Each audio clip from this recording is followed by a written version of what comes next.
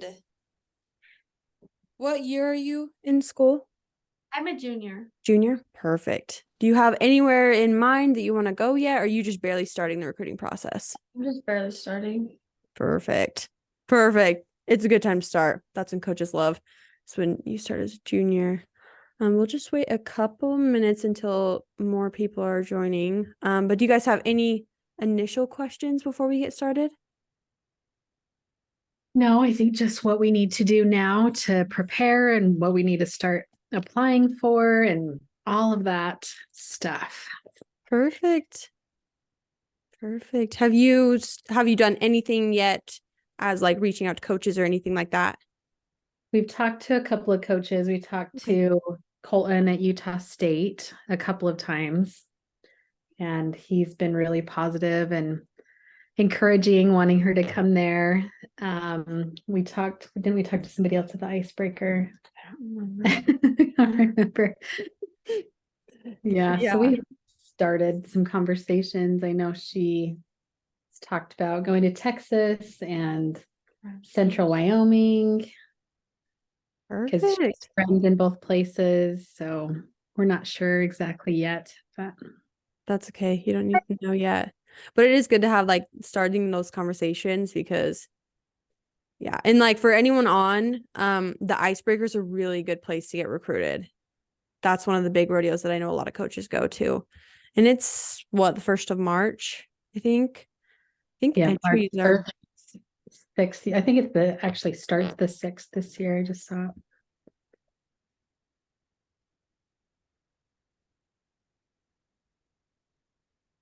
wait, just a couple. Yeah, it's the 6th through the 9th this year. Okay. And I think I saw something that entries are getting close to being due. Yep, they just opened a couple days ago. Perfect. Okay, I think. Okay, and if anyone else wants to just drop in the chat, or you can unmute too and just say what year of school you're in, just so I can kind of see what. Okay, it's 7. I know a lot of people did have a little trouble getting the link. So we'll wait just like 5 more minutes. Okay. Perfect. Junior. All right. Okay, senior. So, just a couple like things that I'll kind of say about the recruiting process before we get into this, right? This is the recruiting profile, so I'm going to show you exactly how to create not only like your highlight video, but also your resume and then your letters of recommendation. Now, not all coaches require all three, but it does show initiative when you do have all of those things. And for anyone who's on here and anyone that was signed up, I will give the replay too. So don't worry, you'll have all this information after. But yeah, and the thing about the recruiting process, I think, is that people kind of mistake the recruiting process as in it starts when you like reach out to coaches and ask for scholarships and then ends when you sign, but it starts way before that. It starts when you start like building those relationships, you enter those rodeos, whether it's the best of the best, the icebreaker like we were talking about, or whatever that looks like. But the recruiting process is a little overwhelming, and it can be, but this recruiting profile is really just the very not beginning stages of the recruiting process, but it's the very beginning stages of that like reaching out to coaches. So this is what you'll send them.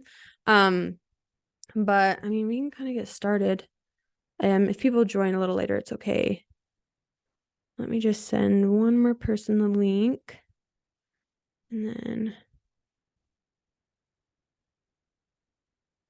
perfect. But yeah, if anyone has any questions, I'll just get everyone admitted.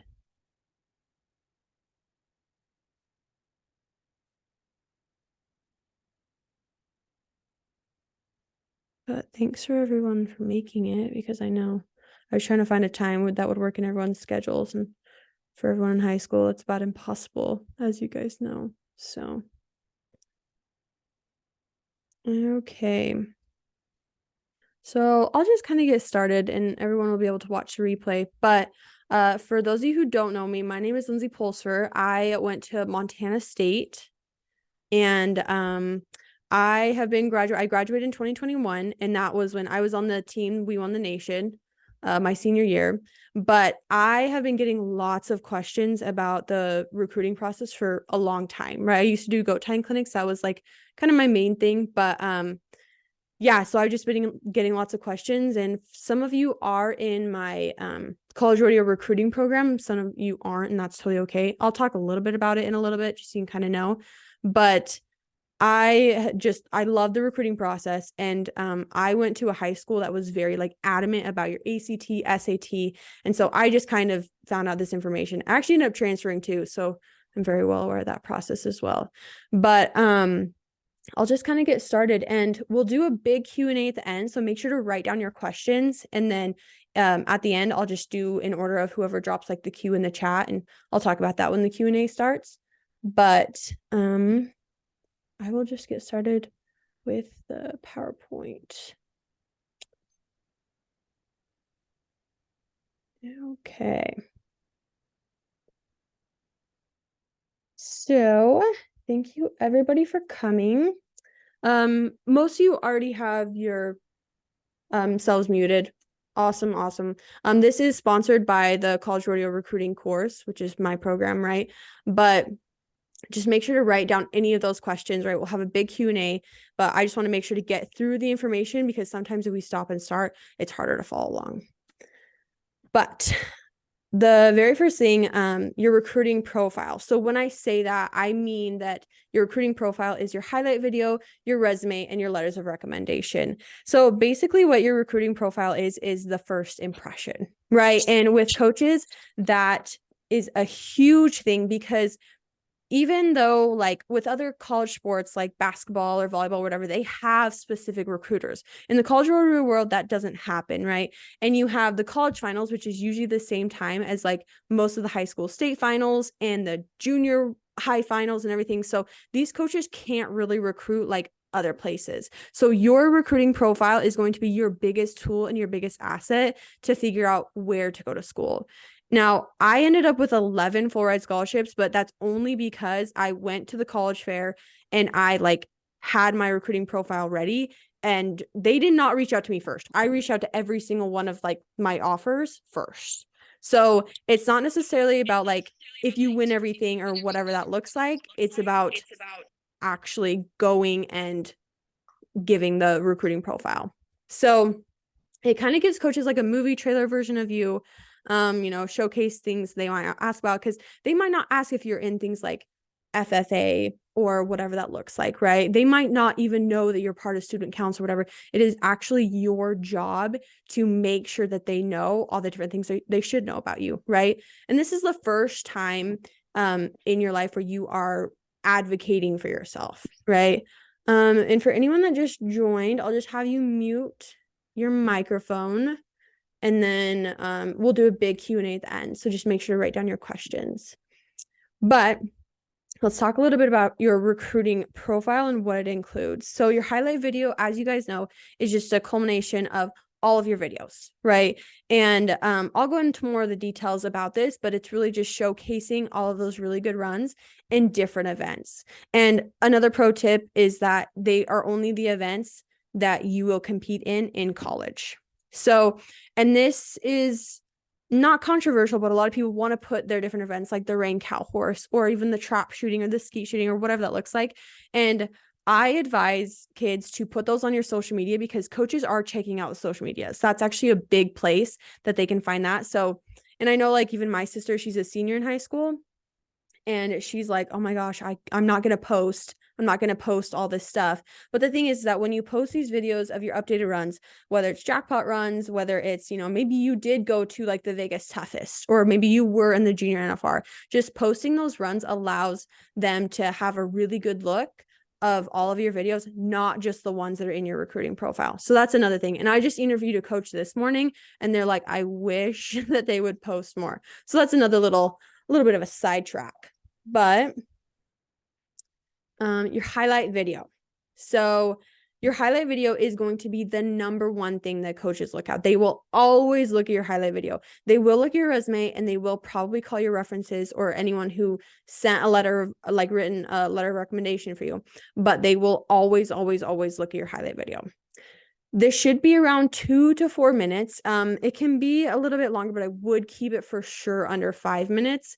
And as we talked about, it's the best runs in the events that you will compete in. And it's a representation of who you are and how you train, right? You can add different things. Like some people I know have added like videos of them doing ladder drills, and some people have added just different things that they do in the practice pen that might be different. And feel free to do that. I just added like my best runs.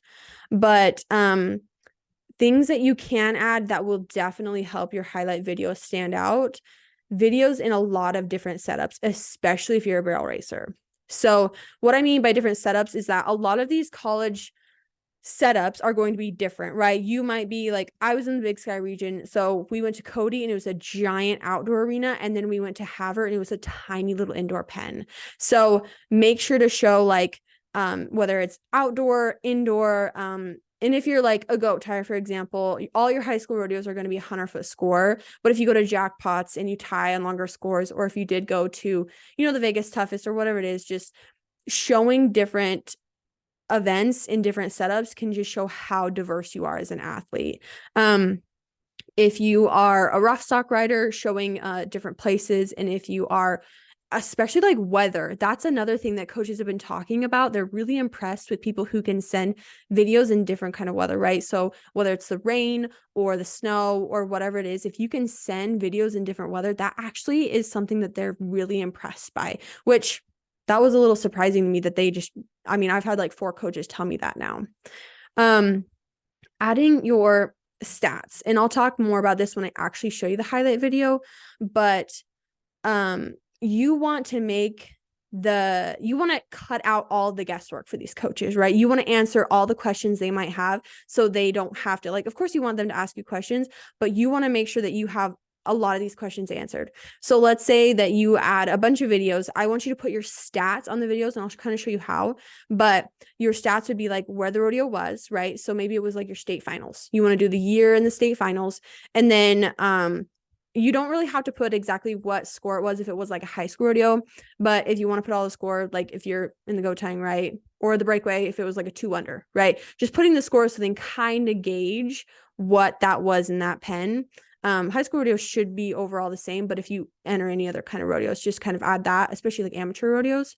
But also adding like what the time was, right? Because we don't want these videos to take up a bunch of time waiting for the flag. Okay, so let's say you're a barrel racer and you'll like see the video, right? You don't want the video to be from like you at the back of the gate, maybe your horse has a trouble going down the alley, and then all the way after until the announcer does his little spill and then says the time, right? You want to cut this because you want as many videos as possible in this highlight video. So making sure to put your time on there as well, but then also what you ended up. So let's say it was at the high school finals, you showed, like, let's say you ended up running like a 17-1. Okay, maybe you won the round, but then maybe you also won the average. Okay, so on that video, I would put like 17-1, won the round, which is whatever round it was, but then also say like ended up whatever in the average, ended up winning the average, ended up state champion, whatever that looks like, right? So, oh, and if whoever just there's a couple people that I just admitted, and you will get the replay, so don't worry, but make sure to mute your microphones, and then we'll have a big Q&A at the end. Okay, background music. So I just met with another coach, and I'll announce his interview in a couple weeks, but he said that when he was getting recruited, he had a coach like call him out a little bit on his music because he's a rough stock rider, so he was trying to like cover up a little bit. He was trying to cover up what, like, because you only rolled his bull to like 7.5 or something, but he said his coach like called him out. So if you're trying to cover something up with music, he said it's not gonna work. But if you want to have background music or not, that's totally up to you. You can do whatever you want, but just make sure that like the fact that you don't know how to add background music, don't let that stop you from just creating your highlight video. Another thing is adding an introduction. So Your highlight video shows a lot of your runs, but adding an introduction is actually such a big piece to this because it allows them to get a little bit like put someone's face to the name, right? So just doing a little bit of an introduction, I'll kind of show you that too. But it's just really simple. And when I did it, I had someone like video me. So if you want to have your parents video you don't have to do an introduction if it freaks you out. But having that introduction in the beginning kind of just in case they don't really look closely at your resume or whatever, just kind of shows like, okay, this person has their stuff together. Okay, what not to include. Videos of events you won't compete in. Now, this does not mean like I was talking about social media wise, you want to make sure to post those on social media. And of course, in your resume, tell them what events you currently compete in. Tell them all the stats. Like if you ended up winning the state in the pole bending, you qualified for nationals in the ring cow horse, whatever that is, keep those stats. It's not like you don't want to tell them about those stats at all, but you want to make sure that the videos are only of the events that you will compete in. And if you're on the fence about it, like team roping or something like that, still include those, right? So if you're like, I don't know if I'm going to compete in the team roping, but I might, whatever, include those videos. But you're obviously not going to compete in the pole bending. And if you know you're going to sell your barrel horse and you don't want to do that, like just don't add the videos because then they'll expect you to come in as a barrel racer, right? If you're a rough stock rider and you are not going to ride saddle bronc horses because it's just not your thing, whatever, then don't put your videos in there. If you know for sure you're not going to compete in that event in college, they want to know exactly where you're at and what events if you're going to fit, right? Because some of these schools are looking at like, of course, how good you are and all the different things, but they're going to see like, do they compete in the events that we need, right? So if you like follow me on social media, you know that Montana State is the college rodeo program of the week. And I've heard from those coaches that they're going to be giving more scholarships to some of the boys events next year. Like they are looking for certain boys events because that's what they're kind of losing. They need more rough stock riders. They need more this, they need more whatever. So every school, every single year is going to have different people that they need different events from. So just include those events that you are going to compete in. Another thing is extra video footage, like we just talked about. Don't put your waiting in the box or after the flag or whatever it is, don't show like your shoot procedure or whatever that looks like just keep it to the run, right? And if you add the stats on top of it on the overlay text, then it just allows them to see like they have so much to do and you want to make a really good impression. If you make this so much easier for them, that's going to leave an impression. Don't add blurry videos if possible, like if parts of them are blurry or whatever, but try to get the highest resolution videos just so they can see, right? If you're running out of videos or whatever, even you can replace some videos with practice runs. They do like practice runs. They just want to see, right? They just want to see. But also don't do videos in the same setup. So like, let's say you enter a jackpot every single week, whatever. Don't add just videos of that same setup, that same jackpot, whatever that looks like. Like, of course, if you're at the state finals, right? If you're in Idaho, you have 3 longs and a short, you can add those same setups, right? But try to add as much variation as possible. Now, what to include, definitely like the introduction we talked about, videos from the different setups and situations, including weather, and then the stats. So your introduction. This is going to be where you literally just sit in front of the camera like I am right now, right? You can do this on Zoom. You can record yourself on Zoom, have somebody record you. You can put it on a tripod, whatever that looks like. But you really just say your first and last name, where you're from, what events you will compete in, and your projected area of study and career goals, rodeo and educational, right? So this would look like, hi, my name is Lindsay Pulser. I'm from Idaho. I will compete in the breakaway roping, the goat tying, and the team roping. 1 second, someone's coming. And then my projected area of study is community health, and I want to qualify for the college finals, right? It can be so simple. They're not looking for a 5-year plan, but they want to know that you have a plan. And if you don't know what you're going to study, okay, totally okay. Most of them do not expect you, but if you're like, I am thinking about, this area of study, or I would like to major in business, or I am looking at these different majors, whatever that looks like, that just kind of narrows down the questions, right? So if you knew that you wanted to go into something like nursing, and they're like, we don't have a nursing program, we can't even help you on that end. That way they can kind of filter, and you can also filter as well. And one of the biggest things I want to tell you is that this is not about you going and just showing them, this is me, all the things, I'm so awesome. Even though, yes, we want you to brag, we want you to do all the things. But when you're going, this is a transaction. So your job is to be an asset to their program, and their job is to help develop you as an athlete. So your job is to go in and to make sure that you can be an asset in the arena, but also an asset as in, like, you go and you show up to practices early, you make sure you're on top of your grades. Of course, when you're at the rodeos, like, you compete and you can qualify for the short go and win rodeos and all the different things, but then you also help with the fundraising events. You also promote the program. You're also a representation of the kind of athlete they want to have, right? That is your job as a student athlete, to take care of that side. And then their job is to provide you with everything that you need, all the resources in order to complete those goals, right? Educational goals and your rodeo goals. And let's see, for everyone that just got on, I'm just going to have you mute your microphones. And then as soon as we're done with the presentation, I will do a Q&A. Okay, so still continue with the highlight video. Your runs, we talked about the indoor and outdoor. You guys got that. Different weather, and then just your best runs from different events. It's not rocket science.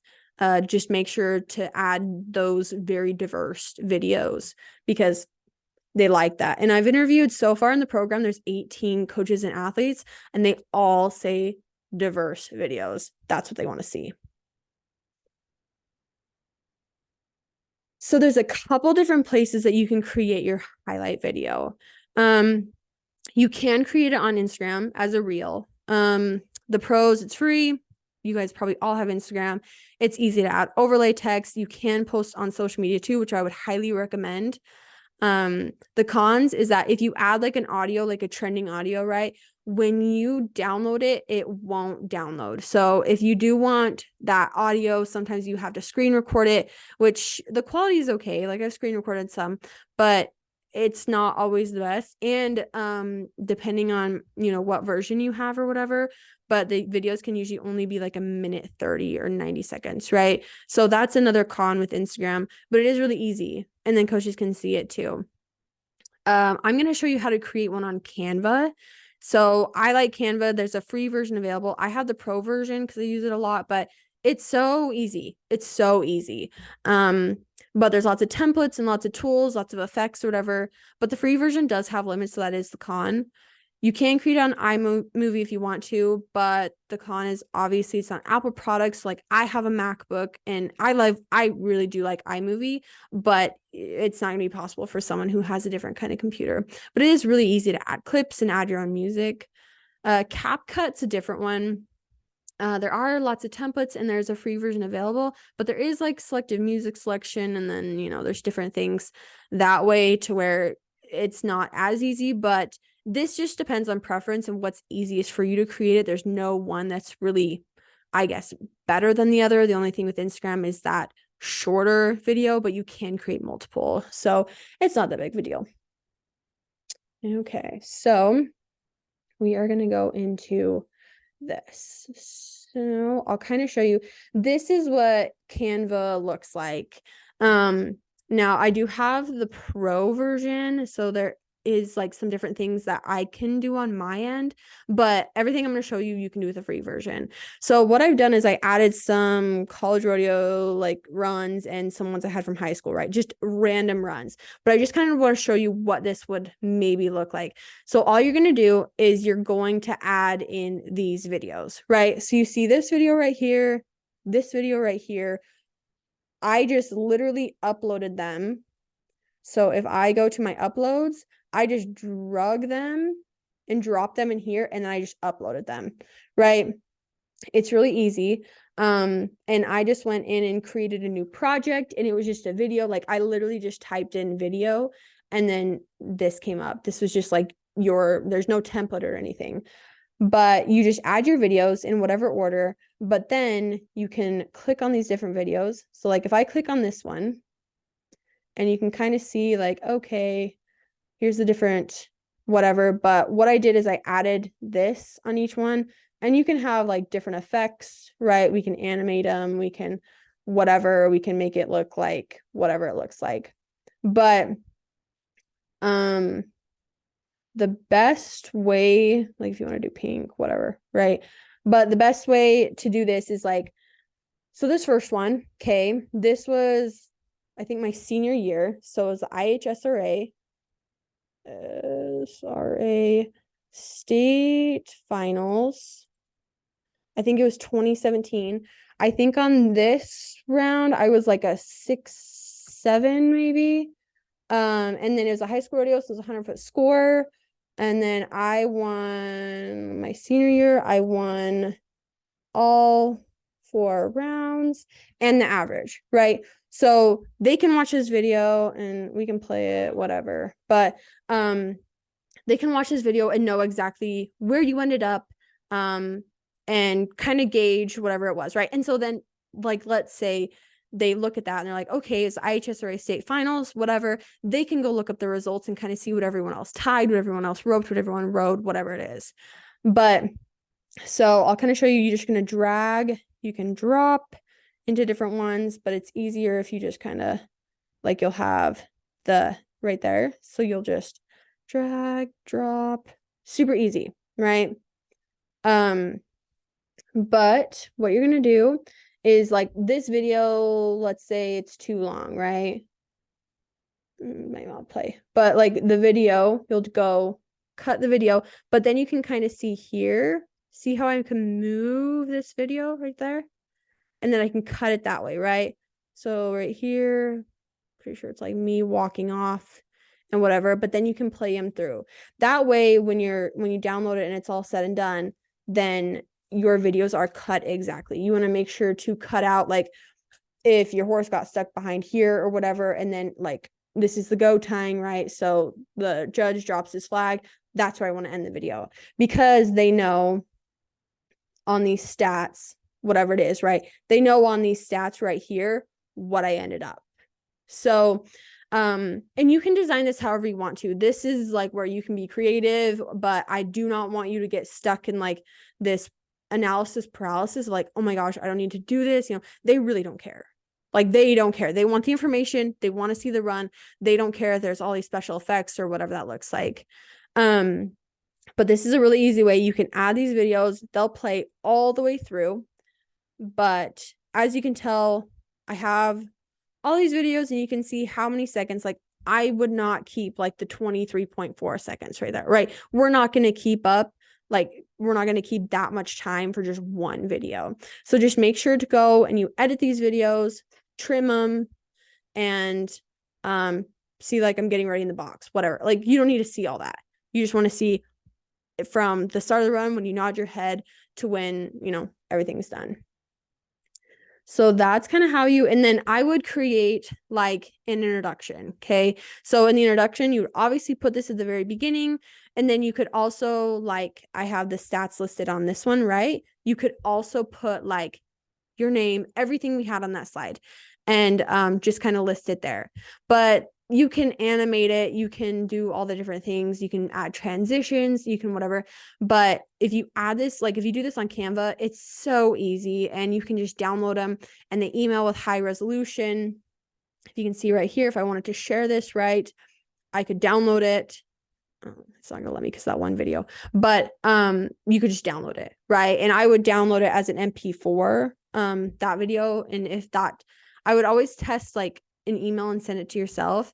But your highlight video is really easy, really, really, really easy.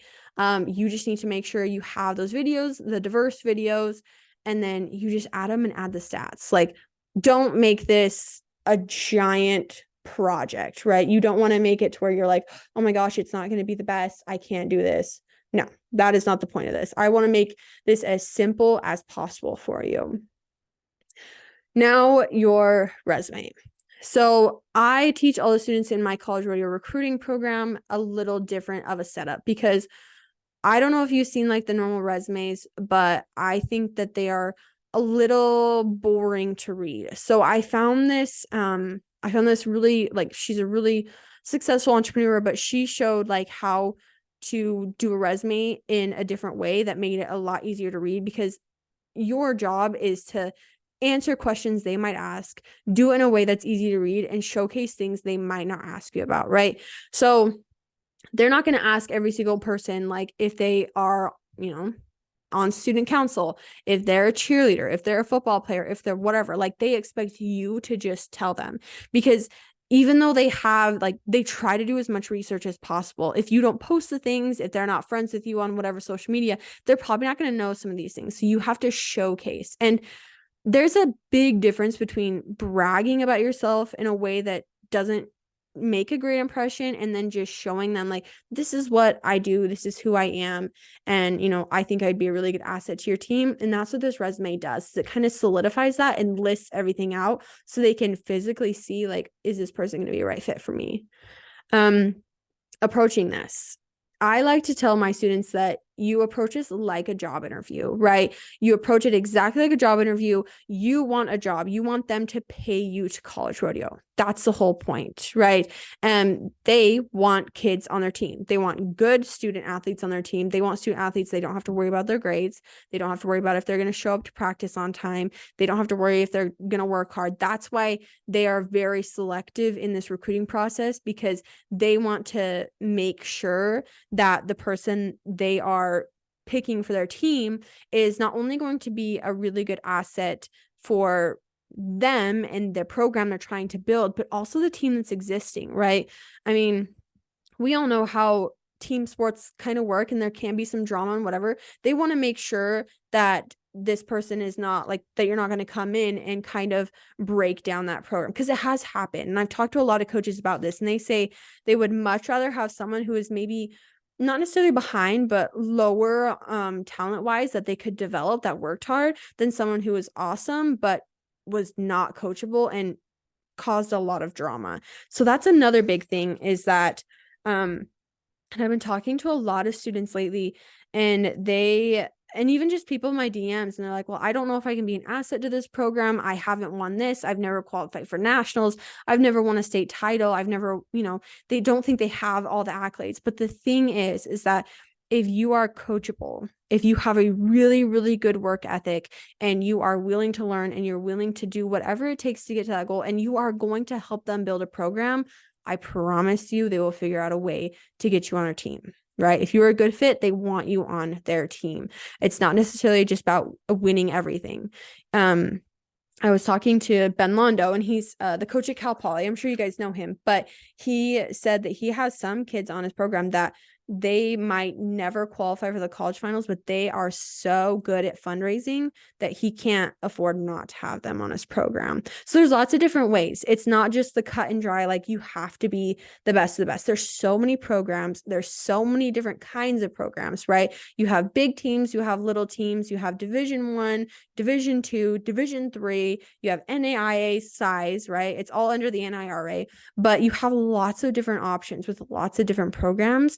You just have to figure out, number one, what you want, but where that actually is, right? So that's what my program can help you do too. But let's go on to the resume. What to put on your resume. You want to put the normal, like your accomplishments in the arena, out of the arena, we talked about like FFA or whatever that is, but you also want to add your GPA and college credits taken.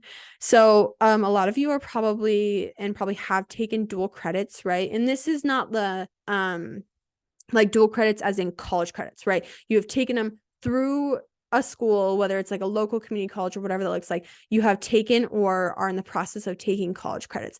You want to add those because, like, let's say you're looking at a junior college program, but you already have your associate's degree, that unless they have a specific certificate, I would not cross out like 2 years in general if you have a lot of college credits, but that needs to be a point that's brought up in conversation to see if that is going to be worth it, because you don't want to have to transfer halfway through the year, even if you're not going to have, a penalty, but you don't want to transfer if possible. So key parts of your resume, and I'll show you an example. So don't worry about that, but your personal brand and mission statement, your highlights and summaries, your education, core strengths and skills, and references. Now, it probably doesn't mean anything right now, so I will show you an example. So this is the example that I have in my program. You guys are the only other people that have seen this other than people in my program. So in this example, you want to put your contact information, of course, right? That's the whole point. Your name, your first and last name at the top, your address, like your physical address, your email address, and your phone number, right? Plenty of ways to contact you. So your personal brand and mission statement. This is where, of course, you introduce yourself, talk about where you're from, how long you've been rodeoing, and what events you do. And this is also where you talk about the things that you believe in and your values. So it allows you to showcase who you are, what you believe in, whatever that looks like, right? So this is an example, but this is someone who's like a barrel racer, goat tire, team roper, and a break roper from a ranching family with 700 plus head and farms 10,000 acres, extensive experience in arena as well as the ranch and settings, whatever, right? So if you looked at different parts of this, right? So the very beginning, the events, okay? Perfect. The events, they know exactly. From a ranching family, add some stats, whatever. And they're like, okay, this person must know how to work hard. If they come from a ranching family, they know how to do things. They know how to take care of things. Extensive experience in the arena as well as the ranch in settings as such as spring branding, doctoring, and baling hay, right? There you can kind of give them a better idea of what that looks like, right? My dad's a general contractor, so I could say something like, I have laid lots of tile, framed houses, whatever that looks like. They want to know these different things. You cannot assume that they know these things about you. That's the key here. You can't assume that they know these things about you. Values hard work, a fast-paced environment, and helping a team thrive. Also, a basketball and volleyball player who enjoys collaboration towards a common yet challenging goal. So this is just a short kind of better picture and more information of what they can kind of expect you. So if you play other sports, make sure to add that, even though it's not going to be relevant technically, because you're not going to be playing college basketball. But they want to know if you've been on team sports, like CJ Aragon, he's the current head coach at Sul Ross. He loves when rodeo kids play other sports. He loves it. So there's lots of coaches that will definitely take that into account. So your highlights and summaries, this is where you list your actual accomplishments, right? Make sure to list like multiple and list the ones that like if you think that they should know these different things, you think that they should know that you won a state title or whatever, they try to keep up as much as possible. But if you include, let's say, the 50 states and then Australia and Canada, that's 52 new state champions every single year in every event. Okay, that's so many state champions. And that doesn't even include the other 3 that qualify for nationals or the ones that didn't have a great state finals, because that happens, right? And that's another thing I want to add is that the pressure of getting a scholarship and all these different things, putting all that pressure every single run of like, if I don't win this, then I'm never going to get a college scholarship. That's absolutely just not true. It's not true. Okay. It's not everyone is going to come down the wire. And if you don't have a lot of accolades, totally okay. You can showcase in lots of different ways. And there's lots of different programs that have different priorities. You just have to find them, and I can help you find them. So this is just an example, right? Self-motivated and performs well under pressure, whatever. And then I would always highlight like right here where it says 2-time state champion barrel racer. So they can kind of see, right? If they see like a list or a paragraph, I mean, you and I both know that it's like, oh my gosh, I don't want to read all that. But if you can just highlight like 3-time state qualifier, whatever, right? And then below you can list like ended up 7th in the nation, won 3 rounds, arena record of whatever, tied a, see how like I highlighted these events. And right, like this information is completely made up. I'm just showing you these different things, right? It's completely made up. But see, these are all rodeo events, but then it's the member of this, right? And the member of that. So volleyball and basketball. This is where I would also add like, if you ended up like going to the national FFA convention, or you won some sort of award, or you're on the debate team, or if you are a very talented like musician and you won a certain competition or whatever that looks like, if you're a dancer, if you're a cheerleader, if you're what, add all those accomplishments right here. And I mean all of those accomplishments. Okay. They want to know all of the accomplishments. Even if you're like, oh my gosh, well, that's not even that cool that I qualify for districts or whatever, just add them. It just gives them a bigger picture. They want the more information, the better, right? They want the information. Of course, you want to organize it in this way, but they want the information about you because they want to see like, is this person a good fit for my program? Education. This is where I was talking about like you add your current year in school, like a lot of you dropped in the chat, junior, senior, whatever, your current GPA, and then your number of college credits taken or in progress. So let's say you've taken 16, you're currently taking 4, put 20, right? And just you can use this exact template and just fill in the information, right? This template is for you to use, for you to copy, but the number of college credits is going to be a big thing, right? If you're a sophomore and you've already taken 20 college credits, then be like, oh my gosh, like how many credits is she going to take? Is he going to take? Whatever it's going to look like. And this is another thing, this little asterisk, transcripts available upon request. You don't just want to be sending your transcripts to everybody and whoever under the sun, and they might not even need those transcripts until your senior year. Some of them are involved in the actual application process of you going to a school. Some of them are not. So the NIRA will require you to get your transcripts and send them to the coach. So there's all those details later, but your coach will take you through that.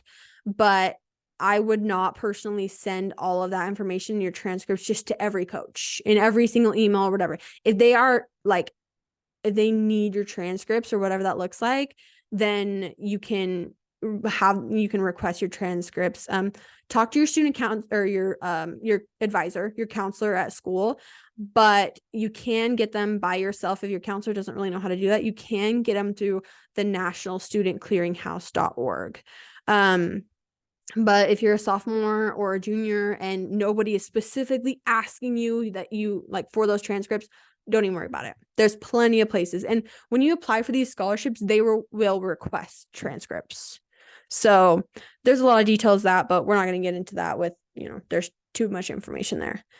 But this is where you're going to add like your core strengths and skills, just talking about basically like your strengths and skills and then needed strengths and skills. Now, this is when you first look at this, I don't want anyone to get confused. So make sure to pay attention to this part. But your strengths and skills are competitive and multiple, event athlete. That's a big thing in college. But the needed strengths and skills. So this doesn't mean that you need these, right? This means that these are the needed strengths and skills you need to compete in college rodeo. So this is like the program needs these from you. So a consistent increase in performance to place at the college level. Perfect. So the next one, coachable and implements critiques immediately. The needed strengths and skills. So it's matching them up. That's the whole point of this. So your skill is that you are coachable and implements critiques immediately. The needed skill in order to be a very successful college athlete is to adopt critiques that work over a length of time to ensure they are habits, right? These are just examples. You can word these however you want to, but it shows them that these are your strengths and skills, and this is how they are needed in order to be successful, and you have those strengths and skills. This last part, okay, is to add your references. Now, if you can't get letters of recommendation, I recommend that you get references and letters of recommendation in like both of them. And you can add the same ones, but try to keep them different, right? But your references, you want to make sure it's someone that you know, and preferably someone who is known in the rodeo industry or will hold some sort of weight, like if it's the president of your association, if it's a judge at the Who Junior Patriot, if it's whatever that looks like, right? Just add that, right? So here's the example, like John Doe, IHSRA president, there's the number, and there's the email, right? You want to make sure to have that contact information. Another tip, if you are going to put someone down as a reference or you want to, make sure to call them first, right? So like, hey, John Doe, whatever. I was wondering if you wanted to be a reference, right? Make sure they know so they don't get some random call from a college coach and they're like, I don't know what that is, right? Because they will call. This is not like maybe a job offer or whatever. They will absolutely call. They want to call. They want to get a better picture of you. So references, I would list like 3 to 5. Make sure they're not family members, but you can list professors, you can list a volleyball coach, basketball coach, football coach, whoever that is. But if you don't end up getting like a letter of recommendation from them, but you still want them on there, make sure to put them as your references. But you can also, if you can't find more than 3 to 5 or whatever, put them on both, right? If they write a letter and you add them on your reference, awesome. But try to have them different if possible. Okay, back to this. Just a couple more things, and then we can go right to the Q&A. So your letters of recommendation. Ask 3 to 5 non-family members, someone who's respected in their industry. It doesn't necessarily need to be the rodeo industry. And then someone who knows you well. Do not get a letter of recommendation from someone who doesn't really know you, right? Because it's going to be a general, like, I recommend this person. They are hardworking, whatever. Like, you want someone who knows you. Now, asking them can be a little bit, oh my gosh, I have to call these people. Like, I'm supposed to ask them to say good things about me. That's kind of weird, right? Well, they'll be honored, I promise. But how to ask, I would start with a phone call. They love phone calls. Like, I got a phone call about one, and that's awesome. We love that. But then if, like, let's say they don't answer, what happens? Make sure to follow up with a text. And then if they don't answer the text, then you can email, right? But very simple, just kind of asking them like, what, like, hey, would you be willing to write a letter of recommendation? I really want to be on the rodeo team at, let's just say, Montana State University, right? That's where I went to school. So that way they know exactly what you want the recommendation for, not just generally. So just tell them, what you want the recommendation for. And if they ask for like a format of letters of rec, then just your normal format, right? Just 4 to 5 paragraphs, pretty easy. Make sure they have their contact information on there. Nothing crazy, but yeah, you can just give them that format. Why they are important. These coaches want a bigger picture of who you are. It's a bonus if they know your references and they can call them up, right? And they'll be like, hey, who really is this person? They will call people that they know in your state. They will call people that they know that rodeo around you or with you. They will call people who might be around you or might know of you or whatever. They will call and they will ask. A little PS, of course, reach out to them. But another thing is, like, the more well-known they are in the industry, the rodeo industry especially, the better. And of course you can add different teachers that you've had and different mentors that you've had that way. But if they are known in the industry, that letter of recommendation will hold more weight, just because, I mean, let's say you want to go to Sol Ross. We were talking about CJ Aragon, right? Let's say you want to go to Sol Ross and one of your references is one of CJ's friends. He's automatically going to be like, oh my gosh. Call that person up, be like, hey, because they trust that person, they respect that person, they know that person. Hey, I want to hear about so-and-so, whatever. And then they like, oh my gosh, I love, they're so hardworking every time. They're just so good at helping put on the rodeos. They're always the first one to help, clean up, whatever. They can get a huge picture of you because you are telling them everything that's good. Your parents are going to tell them everything that's good, which you should. There's nothing wrong with that. But they want to see the bigger picture. The same thing with you, right? You're going to ask the people on the team what it's like to rodeo for that coach. You're going to ask people who know that coach or who have been in that region, like what they're like. It's the same exact thing. Some more pro tips. Don't worry about this being perfect. They don't care. This is more about timing than anything. You want to get this out as early as possible. And for those of you who are like freshmen and sophomores and even kind of junior year, but especially freshmen and sophomores, this is about building the relationships. This is about introducing yourself, right? You start sending them your recruiting profile, but they're not going to offer you scholarships.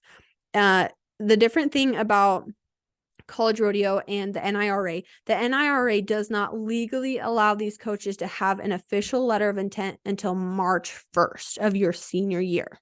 Okay. So that means that like you'll see people, I'm sure, if you're a senior in your graduating class signing for basketball and volleyball and football, whatever. That's not the case here.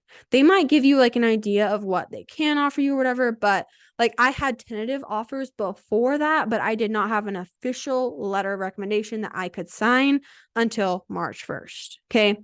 So earlier in the recruiting process is not about asking for scholarships. It's not going up and be like, hey, how much can you give me? They have no clue. Budgets change every single year. Things change every single year. And honestly, they don't know you either. Like, so you want to start building those relationships. If you're going to places like the Icebreaker, if you're going to the junior NFR, you want to start getting to know these coaches and you want to send them this email, but then you want to continue that conversation. Like, some of these coaches will get to know these kids over years and years, and they'll come and practice or they'll visit, or these kids will go to their college rodeos and kind of just say hi and they'll meet the team a little bit. But the earlier you start this, the easier it is to make that decision. Now, I did not start it like really, really looking into things until my junior year. And that was because I started getting like these different offers and people started asking. And honestly, I had to go telling coaches like, you need to get this recruiting profile like figured out and take it to nationals. So that's what I did. Right. But I wish I would have started early, like actually started. I mean, of course I had relationships with these coaches a little bit just because my parents knew some of them, but starting early is you're not going to get offers, but it's about creating that relationship. They're more likely to sign you if they've known you for 3 years, like just like anything, right? Another thing is update your recruiting profile as you add accomplishments, right? As maybe you win a state basketball championship, right? Whatever, just keep adding that and keep renewing that and keep adding things to your videos and whatever. And then the new coaches, you just send them out. And you can always like, let's say you reach out to a coach and then maybe you're a sophomore, you reach out to this coach, but your junior year, you just kill it, right? Send them the updated videos, send them, post them, whatever. Like just keep them in the loop. They want you to lead the conversation. And of course they're going to email back and they're whatever, but it's your job to check in and give them all the stuff. And don't worry about being too nosy. Like if you are just sending them stuff or maybe asking for a little bit of feedback or whatever that looks like, of course, don't bug them every day. Don't, like they have lots of stuff to do as well, but just keep in touch, keep them in the loop of like what you're kind of thinking, especially when it gets to like your junior and senior year. So your junior year, I like to think of it as normal sports, your senior year, because your senior year of rodeo, your senior like season gets over at the end of July when the high school finals are, and you go to school in August. So if you're like, well, I'm not going to look until the end of my senior year, there's not going to be a lot of scholarships left. You're going to miss the deadlines of applying for different things. So you just have to think about this a little bit earlier than some people because the seasons are different, right? Basketball is going to be over soon-ish, right? These people have a little bit of a bubble, right? They have a little bit of a bubble. So if you were a junior, this is a perfect time to really start. And if you're a senior, don't freak out. You are just in time. We just need to get your recruiting profile sent out to people, right? And we'll talk about your next steps in a second. But you can start sending them as early as your freshman year. You can even start sending them like as a junior high kid. Like you can start doing that. There's like Ben Londo said he's had so many freshmen on visits, more than he ever has, because it's a big financial decision sometimes, right? It's a big decision for people and they want to know like how can they get into places. And so starting earlier can be better, but it doesn't mean that if you're starting a little bit later, if you're a senior, it does not mean that you are completely behind. You are totally okay. And then just the more diverse, the better. The more information you can give them, the better. Okay. It's a lot of information. I'll answer questions in just a second, but I want you, especially since the weekend's starting, if possible, especially if you're a senior, we want to get these recruiting profiles put together and we want to send them. Now you're like, okay, well, who the heck do I send them to, right? I want you to make a list of schools you want to go to. right? So this, I have a lot of, like, if you follow me on social media, it's just Lindsay_Pulsar, or the College Rodeo Recruiting, that account too, on Instagram, or you can find me on Facebook too. But I have a lot of reels and a lot of information about, like, kind of making that list and doing your research. But if you just want to kind of figure out, like, I don't know where to go, you can go onto collegerodeo.com, which is the NIRA's website, look at the standings, and kind of just make a list and start Googling stuff. Just start researching stuff. Figure out people you know that are on certain teams, wherever, just start making that list, and then kind of researching the schools. Is this kind of a school you want to go to? Is it a place that you want to, kind of live? Do you want to live in the South? Whatever that looks like. But make a list of the schools you want to go to. This does not mean that you're like, these are the only schools. I'm never, whatever. Like, the research happens all the way through until your signing day, right? All the way through. You're going to find their contact information, which is pretty easy to find. But if you can't, then you can reach out to me and I might have their contact information. But they usually have them just on their website. Like, if you wanted to go to Central Arizona College, you can go Central Arizona College rodeo team and then go to their staff, right? It's pretty easy. But you're going to create this recruiting profile with everything that I told you, but then send them an email with your recruiting profile attached. So you would send them an email and be like, hey, coach, whoever it is, right? So let's just say that you want to, I'm just saying MSU because it's what the content that I've been posting has been about lately. But Savannah Meyer, she's the assistant coach and the women's coach. So you can be like, hey, Coach Meyer, I'm really interested in your program. I really like how your practices are set up and how many jackpots you guys put on. You want to put in some research that you've done, right? So they know, like, you've checked it out, not just like, hey, whatever. And then you can just say, just a little introduction about yourself again, like, I'm currently a junior, I'm from Idaho, and I compete in these 3 events, and as of right now, I want to study this, right? So they can kind of, like, just in the email be like, is this someone I want to actually talk to? And then just be like, I've attached my recruiting profile below. I would love to meet with you on a phone call or via Zoom. Let me know what works for you best, and then your name, right?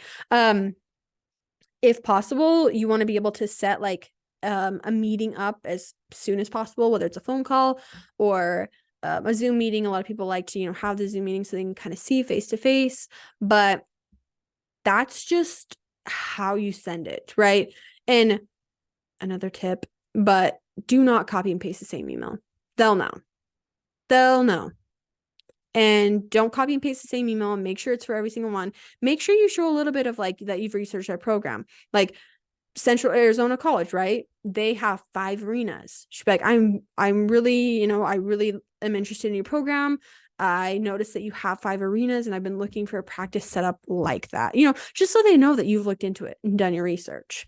But like we talked about, this is just beginning.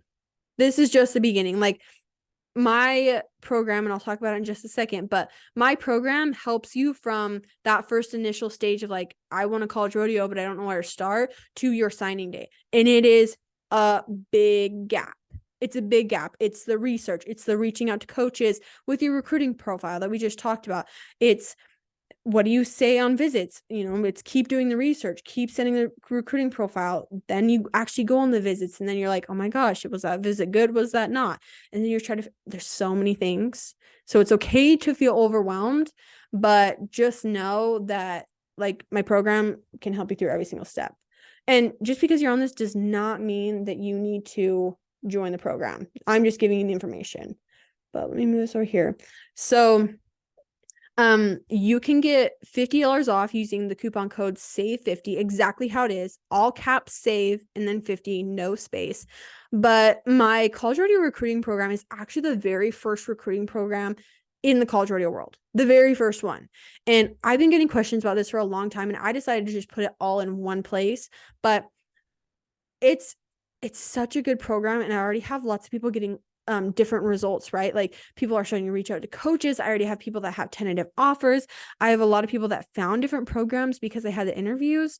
But a little overview of kind of what it is. It's basically, it shows you step by step, like, what exactly is in like what exactly is involved in the process, but then it also has interviews. Right now I have 18 interviews that are in there, but I have so many more interviews that I'm currently in the process of recording and actually interviewing them. And the next round of coaches, you guys are going to love. Like, they're awesome.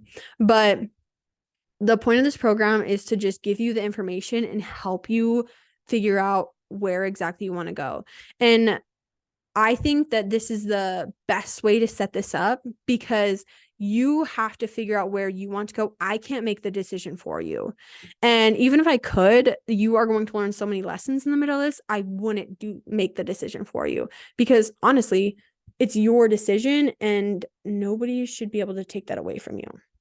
So make sure if you are watching the replay, you can use that code. There are payment plans available, all the different things, but it's a really cool program, and you pay one time, you get access forever. And if you're on here and you're watching it, with your student or whatever, I also give parents a free login too. So you both have separate logins. So, that's basically the program. So now we're going to go to the Q&A. So if anyone has a question, I want you to drop the letter Q, like I'll put it in the chat right now, but drop the letter Q in there, and then I can have them kind of in order. So if anyone has any questions, or you can just feel free to just unmute yourself.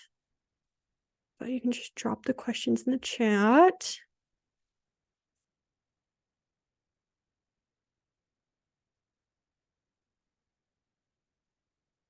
Anybody have any questions? How much is it's $497, but there's also payment plans too. So yeah, you're welcome. And then I can even show you guys too what the program kind of looks like. I'll show you. So if we go back here, so this is actually, let me move this bar right here.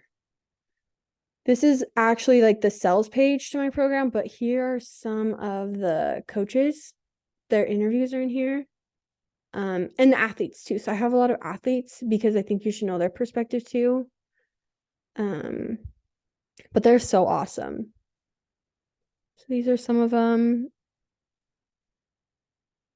And then I have a brand new round of athletes.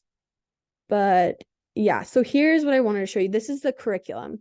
So it starts with like welcome to the program, and then it's organized into like your freshman year, your sophomore year. And it talks like there's so many resources. There's lots and lots of videos. And just with the coaches, there's over like 18 hours of videos. But yeah, so that's just kind of what the program is. And I've already added a lot. So when contacting coaches, should you contact the main coach if there's an assistant? I would personally do both. So like, for example, if you want to go to like Montana State, a lot of people will reach out, like Savannah, she's the assistant coach. She kind of takes charge on that. But I would definitely, for the sake of emails getting lost, I would do both. But like if you do, I would contact the women's first. If you're only going to contact one, contact the one that's going to be in charge of like men's or women's events, depending. Has anyone yeah, you're welcome. Has anyone created part of their recruiting profile? Has anyone done that yet? And you guys can feel free to unmute too if you want to. Okay, you have. Perfect. And you got all your letters of recommendation and everything?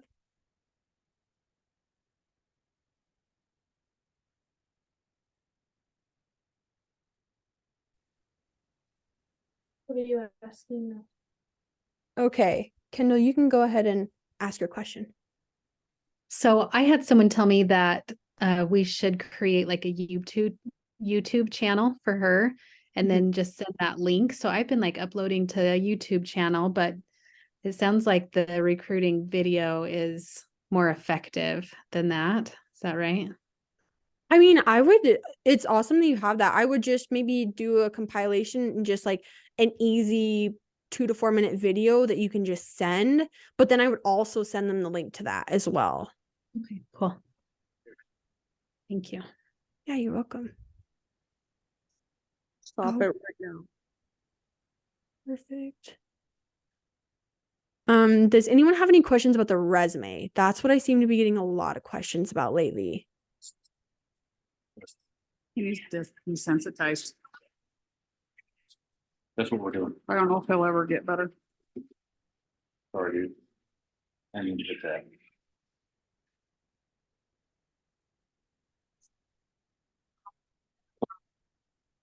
Does anybody have any other questions about any of it?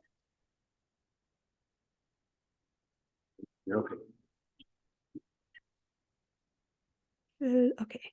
How about you, Jeff? Tori said, should I still contact the coach now, even though I'm not sure I will get accepted to school like Cal Poly? That's a good question. So, Cal Poly is a little bit harder to get into, but like I got a scholarship from Cal Poly and I didn't actually get accepted initially, and we were going to figure out a way to kind of go around that. So yes, definitely contact that coach now, and make sure to, you want to be on the radar, right? They'll be more likely to help you if you're on their radar, especially. But yeah, reach out. Polytechnic State University. See, Dude, does time with basketball. Yeah, the resume have to be only a page long, or what do you recommend? Usually like the resumes, like that example is like 2 pages long. I wouldn't go any longer than that.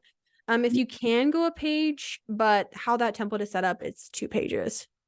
So I think this is already broken.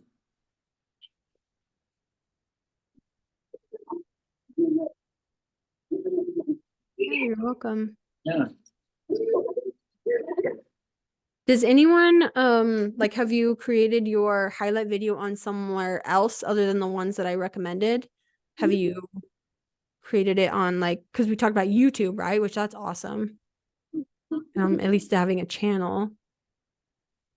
Just want to see if anyone had any. Those are just the ones that I've used.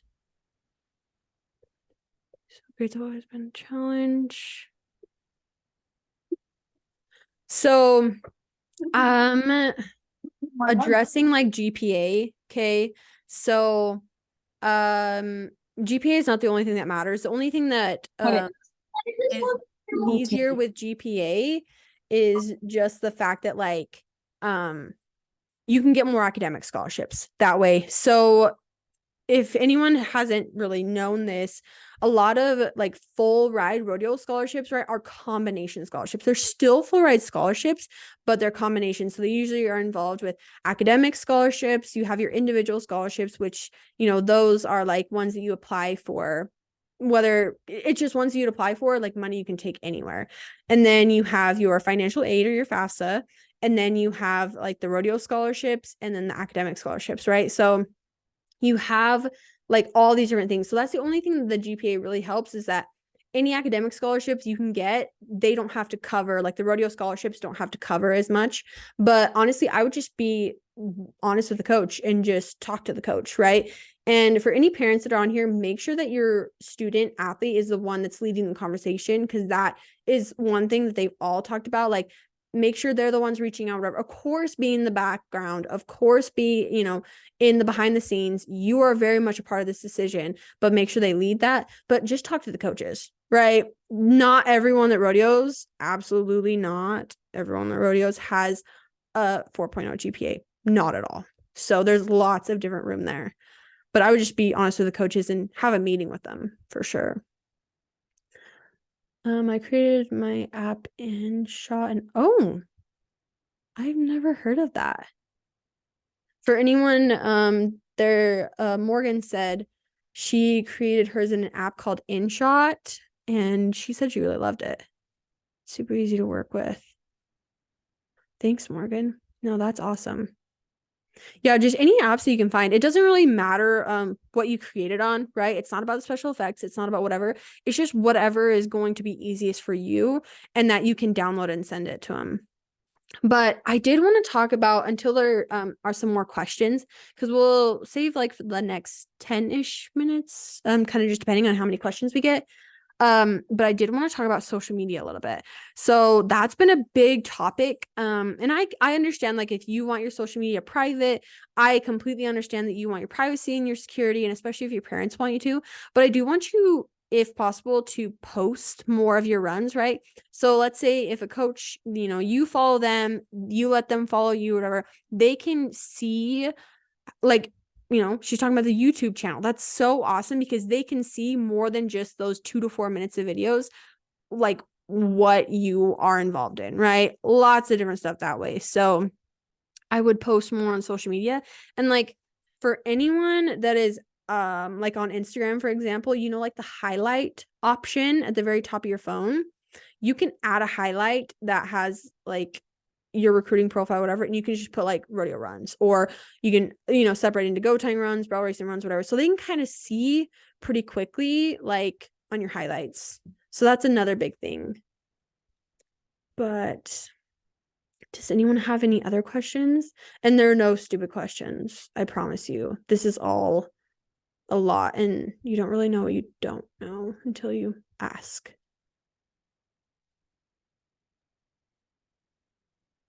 And if it's so much easier to just unmute, then just go ahead and unmute. Because we have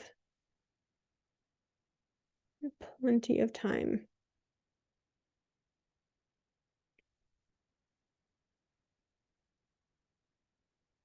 Okay, Kendall again.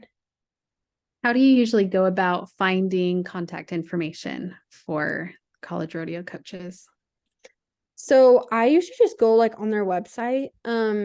I have all of the schools that I talk about like in my program. I have all of their contact information in the program, but honestly, like you can usually look up, like if you're looking up like Idaho State, for example, like ISU rodeo coach contact information, and then kind of see what comes up. But they're usually a part of like the staff directory, so you should be able to find it there.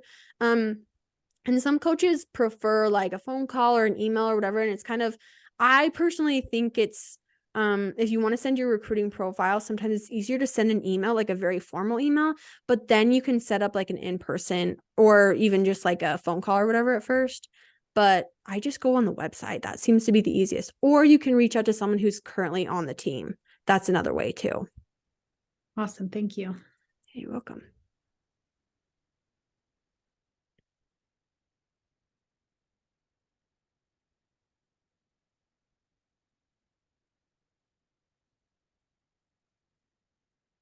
Does anyone have any questions about like letters of recommendation and like how to ask or who to ask?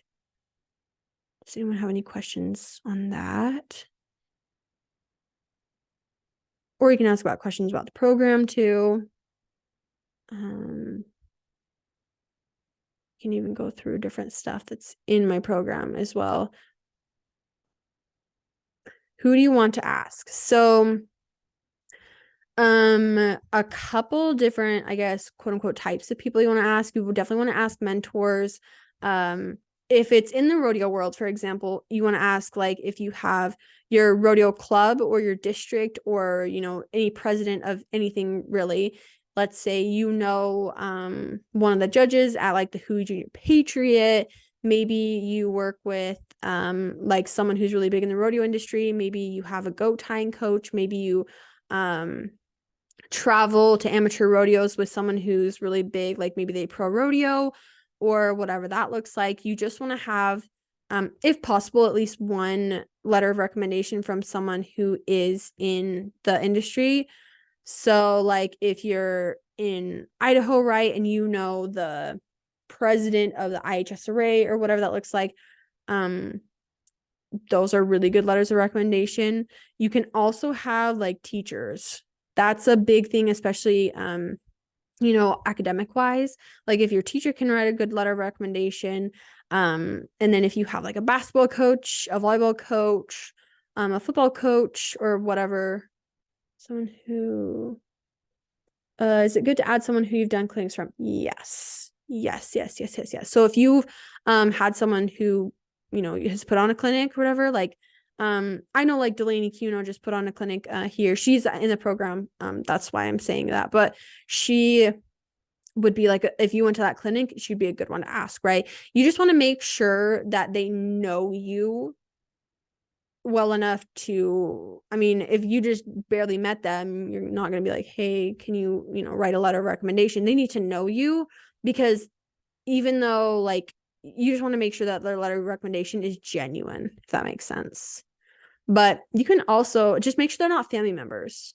That's the only thing, is that they carry a lot more weight if they're not like your grandma, right? Your grandma loves you. So like she's going to write you a kick butt letter recommendation, but just make sure they're not related to you.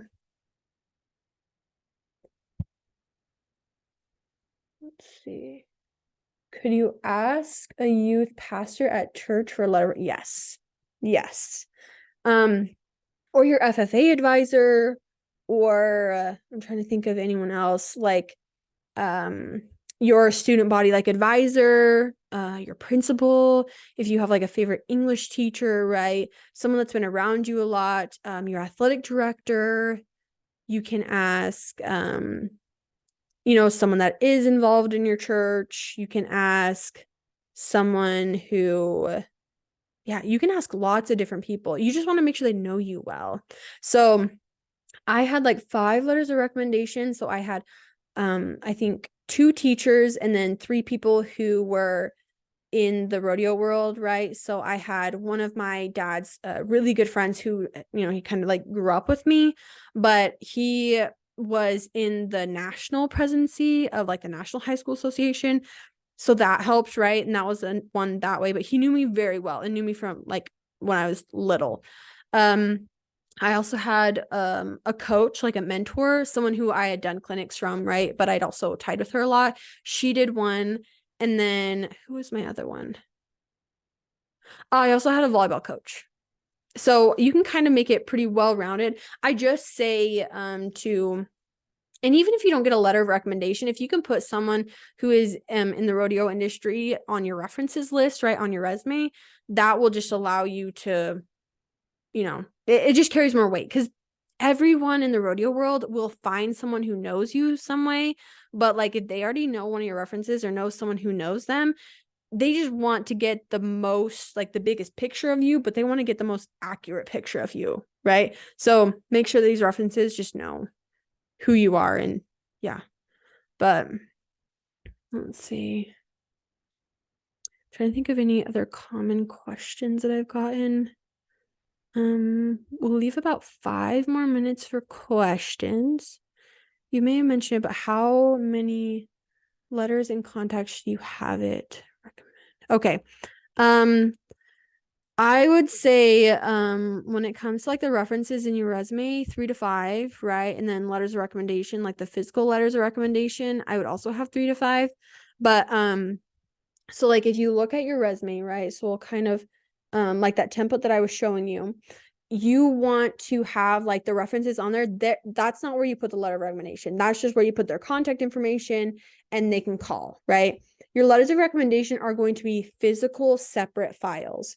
So if you have your resume, your highlight video, and let's say you have 3 letters of recommendation, you want to email all of those at once, right? So you want to email, you'll have your highlight video, which is going to be like an MP4, and then you'll have your resume, which is going to be a PDF.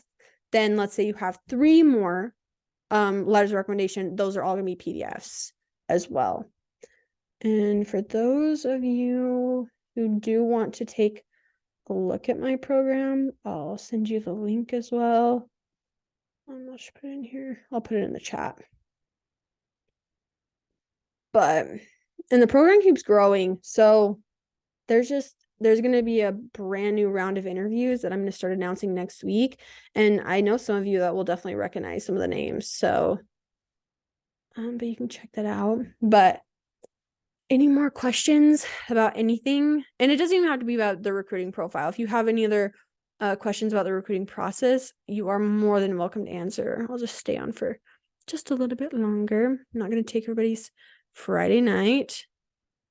And thank you all for joining me. I know that it's hard to get everything scheduled. You guys have a lot going on. But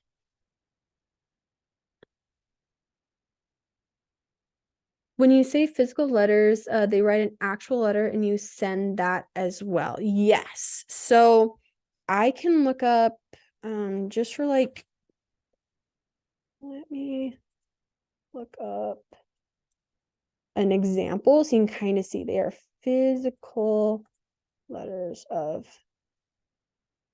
recommendation.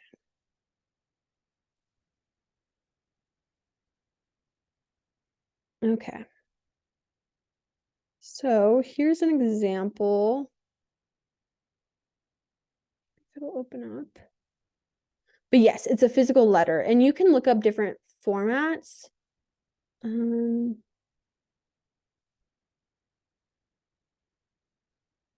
But sorry, this isn't pulling up. But yeah, so it's just an actual letter of recommendation. I'll just do an example. So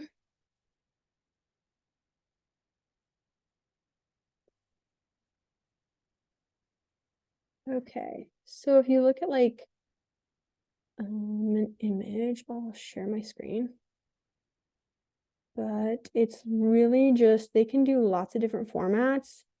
But honestly, okay. Share my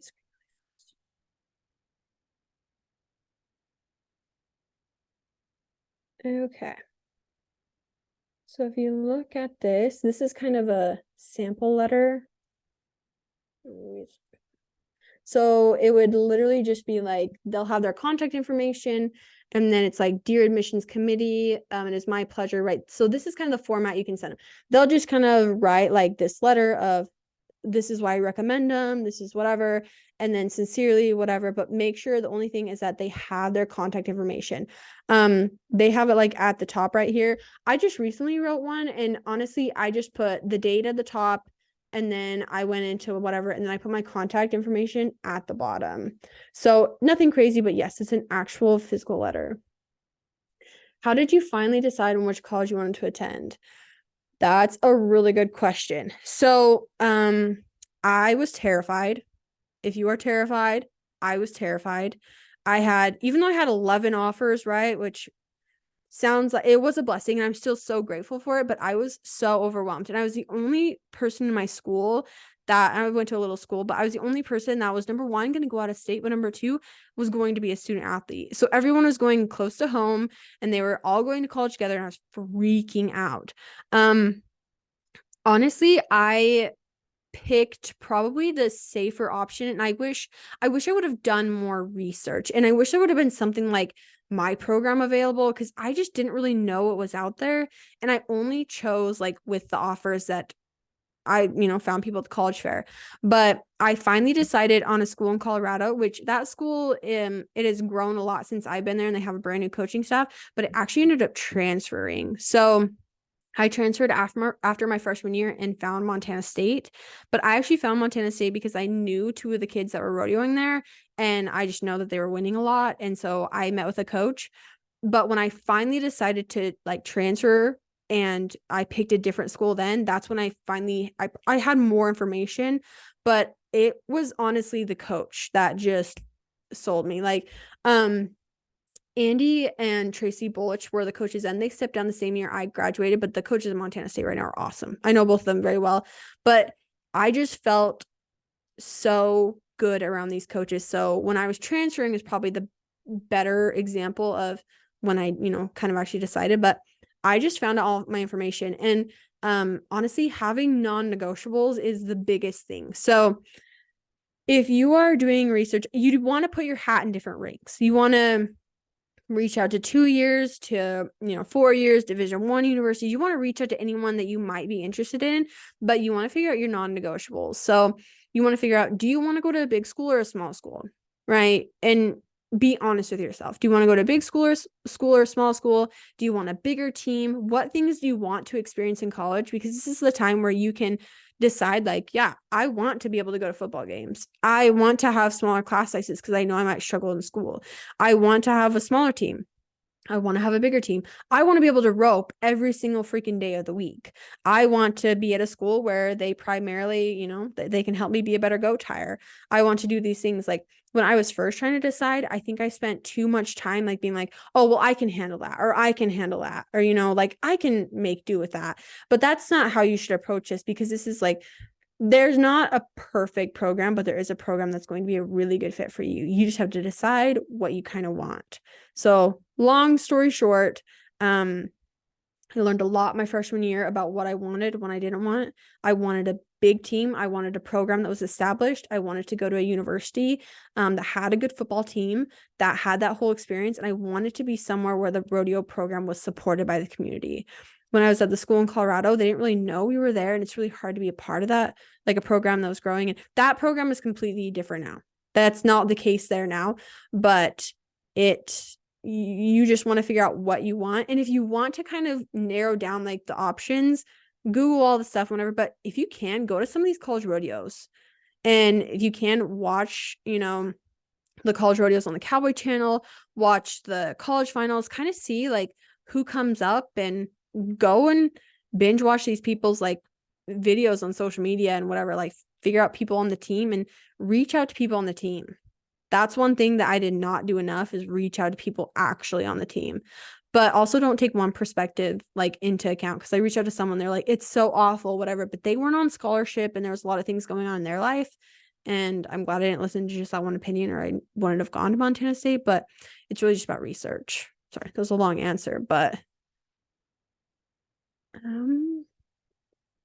a little less about recruiting. But what are some general guidelines for equine expenses in college? Also, do many students haul together, or do you mostly individually haul rodeo events? So it depends. It depends on each program. And these are very good questions for anyone who's going to start reaching out to coaches and asking coaches different things. There are going to be different things that you have to take into account, like stalls. Some coaches it might be part of your scholarship that you get a stall waiver. And so that might be part of it, but then you'll probably have to bring your own hay. You'll have to figure out, depending on your college season, if you keep shoes on horses for that many weeks, then you can get through that, right? So I always schedule it to where my horses were shod like the second I left. And then by the last college rodeo, when I was going to send him home for the winter, or, I was taking him home for the summer, that's when I had to, like the shoes it was getting long. Other expenses are going to be like fuel. Some schools give you travel money, some don't. And there's nothing like necessarily good or bad. You just have to ask these questions. Hotel rooms, that's another thing. Not all coaches will pay for hotel rooms. So some of them, they have a lot of kids that travel different times or have living quarters, whatever. Ask those questions. But not every rodeo team has a facility, and you might have to board your horses somewhere else. Like, I was not at MSU when they'd actually, bought a facility. So I had to board my horses. Luckily it was just a half mile down the road. So that was awesome. But that was another expense. Obviously you're gonna have to have hay, all their supplements, all their vet bills, all the different things there. When you go to the college rodeos, you'll have to pay for stalls sometimes, not all the time, but most of the time you'll have to pay for stalls. You obviously have your entry fees. You have any of your vaccinations. That's another big thing. Before you go to college, you'll have to have your updated, all of your vaccinations. And you're going to have to make sure to have all of those records, like a brand inspection. And then, oh my gosh, where you get blood drawn. I can't think of it right now. Anyways, you have to have all of those expenses taken care of. So college rodeo, even if you do get on scholarship and you are paid, it is expensive. It just is. But if you're in the rodeo world, you already know that. Are there any? See, do students haul together? So yes, a lot of times they will have different traveling partners. Like, yes, Goggins, thank you. Oh my gosh, I could not think of it. But so like on my team, we just found traveling partners by ourselves, right? And some people travel alone and some people actually had parents travel with them. That's another thing. Your parents do not help. So you are gonna have to learn how to lean on your team, because if you have all these events up there, like it's just, you're not gonna be able to warm up horses, whatever. But yes, a lot of people haul together. And some people individually haul, like that can be part of it, but a lot of people haul together. And a lot of times the coaches will leave after the kids and kind of follow behind. But if possible, you want to haul together, but you also want to be leaving around the same time as someone else if you get a flat tire or something else happens. But it's a weird transition because it's never been a team sport before and you've kind of just been with your parents, and now it is a team sport. So yes, definitely haul together. And that way, like me and my traveling partner for like the last 2 years that I was in college, we both got travel money because we were both like on the points team and we were on scholarship. So we paid our fuel that way. Right.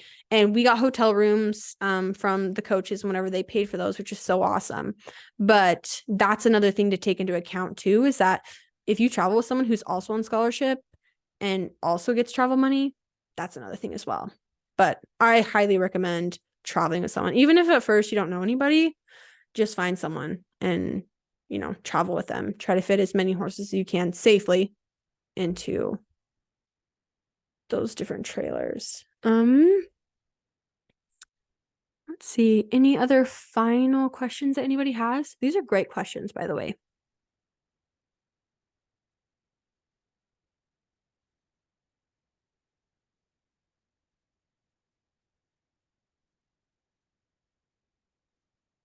Okay. Well, if nobody has any other questions, I will be sending the replay as soon as it downloads tomorrow. So make sure to check your email. Thank you so much for joining this. I'm hoping to maybe have another event like this, but as always, you can reach out to me via email, via DM, whatever that looks like. If you have any questions, you do not have to be in my program to get answers to questions. Of course, Morgan, you're welcome.